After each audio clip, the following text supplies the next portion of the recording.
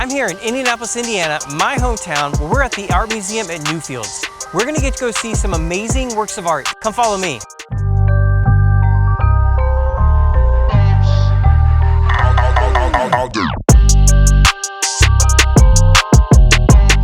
So Anna, I'm super excited. I have honestly been wanting to do something on Edward Hopper for years. To give us a little bit of background, where is he from and then how did he get himself into becoming a painter? Oh yeah, so he's from upstate New York originally, but he spent most of his career, including when he made this painting, in New York City. Okay. He struggled for a long time to become a painter. He actually never really had any success until he was married, and his wife, Jo Hopper, was the one who really hustled for him and actually got him into galleries, got him into exhibitions. So a lot of credit to her. Yeah, no joke. Well, and I kind of heard that his career took a little bit of time to kind of slowly progress. He really was, you know, well into middle age by the time that he was achieving success. Yeah. But he did achieve fame in his lifetime. So. Yeah, that is a yeah, not everybody gets that. That even happened. Yeah.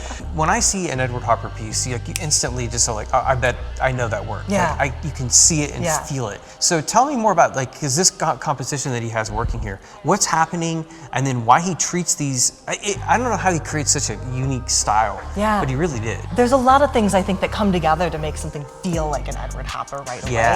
And one thing is his incredible use of color. He also is really known for scenes of what you could say maybe urban loneliness, that feeling of being in a big city but still feeling maybe isolated, not having emotional connections to the people around you. And he sets scenes often in spaces that feel very transient or temporary to help create that sense of like everyone's just moving around or past each other and not truly connecting. Here he does it with a hotel lobby, a super transient space, right? You come, you go, it's not the public space of the street, it's not your private space in the room, but everyone's just kind of moving around each other. Nobody's making eye contact. That's another very Hopper approach. Something else that you'll see in all of his works that is very consistent is he uses Jo, his wife, as a model every single time. So she modeled for this woman, but she's also the female model in almost all of his paintings. Something else he's really amazing at is, even though he paints figures, right? This is a scene, we see that there are people in a lobby, it's not abstract. He's using sort of underlying geometries and the color, making the space sort of artificial in order to make it even feel more lonely. There's big lines that cut through the space, isolating people from each other. He's isolated this man back in a space that, if you were to try to map this room out, wouldn't actually work in 3 dimensions. Everything's too compressed. And he also doesn't even use what we call one-point perspective, which makes a space mathematically work in 3D. Flat. Yeah, he's really flattened it and put people in different sort of planes, geometric planes, and that makes them even feel more sort of separated from each other when we look at it, because our brains want it to work and it doesn't quite, so it feels off, and he's very good at that. But there's something about the way, like you said, the light doesn't make sense in some ways. It doesn't. Similar to how he just has the perspective not quite make sense.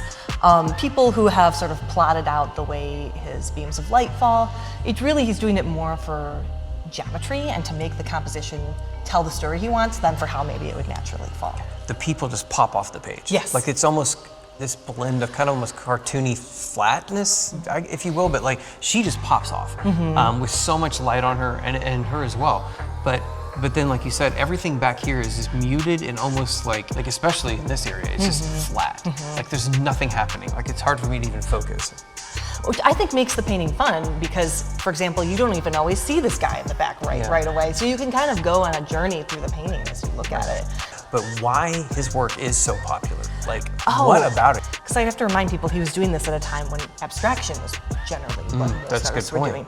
So I think we can recognize the figures, recognize the emotional states they're in, and when we're looking for universal human experiences, things we all relate to, if that makes sense. It does. Well, and I'm glad you mentioned the fact that what else was happening in the art world at this time. Yeah. Because it's kind of like he's blending that classical feel, but there's definitely some abstract elements to it. There is. He knows what's going on in the larger art world, even though he's choosing not to create abstract work. Yeah.